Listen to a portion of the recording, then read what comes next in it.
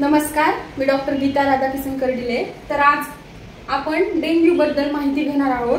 तर पावसाळ्याचं वातावरण आहे आणि डेंग्यूच्या केसेस दिवसेंदिवस खूप जास्त वाढत आहेत आणि डेंग्यू हे एक असं इन्फेक्शन आहे त्याच्यामुळे म्हणजे की ते पर्टिक्युलर एक सिस्टीमला नाही आपल्या शरीराच्या, तर पूर्ण शरीराला अफेक्ट करतं, कारण की त्याचा व्हायरस डायरेक्ट ब्लड स्ट्रीम मध्ये जातं, त्याच्यामुळे खूप जास्त घातक आहे। त्याच्यामुळे म्हणजे शरीराच्या वेगवेगळ्या भागातून इंटरनल ब्लीडिंग होऊ शकते, ओरलची ब्लीडिंग होऊ शकते, त्याच्यामुळे खूप जास्त घातक आहे। तर आपण नेमकं डेंग्यू कसा होतो, त्याच्यामध्ये काय काय सिम्पटम्स आहेत, त्याचं मोड ऑफ ट्रान्समिशन म्हणजे की तो कसा पसरतो, किंवा डेंग्यू कॉन्टेजियस आहे का, म्हणजे की साथीचा आजार आहे का, तर हे सगळं बघणार आहोत। तर व्हिडिओ शेवटपर्यंत नक्की बघा। तर चला सुरुवात करूया। तर सगळ्यात पहिल्यांदा डेंग्यू हा आजार एडस इजिप्टी नावाच्या व्हायरसमुळे होतो। तर आता आपल्याला माहित आहे की डेंग्यू हा मच्छर चावल्यामुळे होतो। तर मग मी तर इथे म्हणते की एडस इजिप्टी ह्या व्हायरसमुळे होतं। तर ऍक्च्युली जे आपल्याला मच्छर चावतं त्याच्यामध्ये मॉस्किटो मधली जी फिमेल अॅनाफिलस मॉस्किटो आहे ते चावल्याच्या नंतर त्याच्यामध्ये म्हणजे की त्या मच्छरच्या ब्लड स्ट्रीम मध्ये हे एडस इजिप्टी व्हायरस असतं आणि ते आपल्या शरीरामध्ये गेल्याच्या नंतर आपल्याला डेंग्यूचं इन्फेक्शन होतं। तर आपण आता मोड ऑफ ट्रान्समिशन बघणार आहोत। तर आता मॉस्किटो बाईट म्हणजे की अॅनाफिलस मॉस्किटो आपल्याला चावलं, त्याच्यानंतर त्याच्यामधलं जे व्हायरस आहे इन्फेक्टेड व्हायरस जे की एडस इजिप्टी आहे, त्याचा इन्क्युबेशन पिरियड 7 ते 14 दिवसाचा असतो। 7 ते 14 दिवसाच्या नंतर म्हणजे की आपल्याला मच्छर चावलं, त्याच्यानंतर व्हायरस आपल्या शरीरात गेला, त्याच्यानंतर 7 ते 14 दिवसाच्या नंतर त्याचा इन्क्युबेशन पिरियड आहे, त्याच्यानंतर आपल्याला सिम्पटम्स दिसायला सुरुवात होतात। आता हे डायरेक्ट आपल्या लिम्फॅटिक सिस्टीममध्ये, आपल्या शरीराच्या लिम्फॅटिक सिस्टीममध्ये जातं आणि तिथं मल्टिप्लिकेशन होतं त्याचं आणि आपल्याला वेगवेगळे सिम्पटम्स दिसायला लागतात।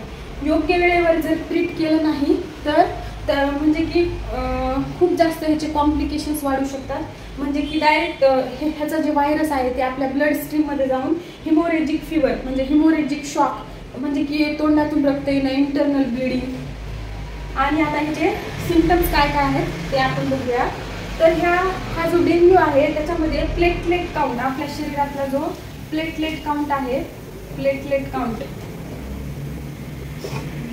आता प्लेटलेट्स, आपल्या शरीरातल्या प्लेटलेट्सचं काम काय आहे, आपल्याला जर समजा एखादी इंजुरी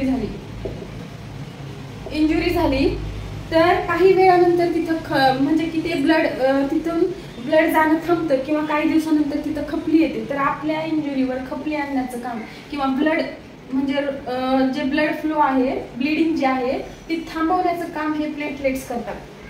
आता विचार करा, जर ह्या प्लेटलेट्सच आपल्या शरीरातील कमी झालेल्या असतील तर मग हे काम कोण करणार, आणि त्याच्यामुळे ब्लिडिंग होते आपल्या शरीरामध्ये, म्हणजे की सगळीकडे इंटरनल ब्लिडिंग होते, माउथमधून ब्लड यायला लागतं। तर हे प्लेटलेट्स काउंट कमी झाल्याच्या नंतर होतं।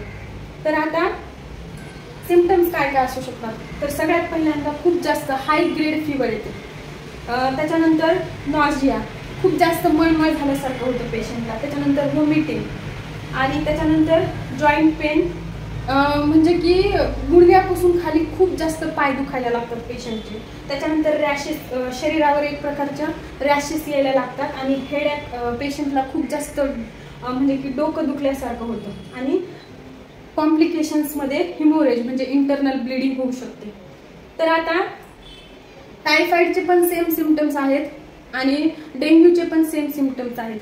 तर आपण म्हणजे की टायफॉइडमध्ये जॉईंट पेन शक्यतो होत नाही, टायफॉइडमध्ये पेशंटला खूप जास्त डायरिया होतो, आणि ह्याच्यामध्ये जॉईंट पेन, खूप जास्त जॉईंट पेन होतं पेशंटला। आणि जर आपण ब्लड रिपोर्ट चेक केला तर प्लेटलेट्स काउंट खूप जास्त प्रमाणात झपाट्याने प्लेटलेट्स कमी होतात। तर ह्याचं डायग्नोसिस किंवा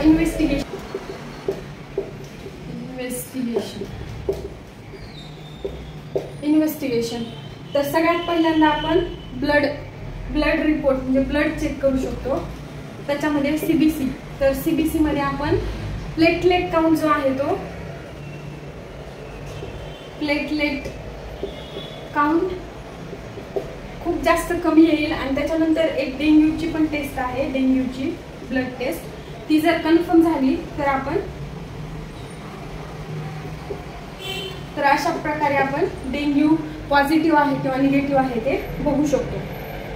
तर तुम्हाला हा व्हिडिओ कसा वाटला ते मला कमेंट्समध्ये नक्की सांगा. व्हिडिओ आवडला असेल तर लाईक करा आणि जास्तीत जास्त लोकांना हा व्हिडिओ शेअर करा आणि अशाच इन्फॉर्मेटिव्ह व्हिडिओसाठी मेडिकोजिकेला सबस्क्राईब करा. Thank you so much.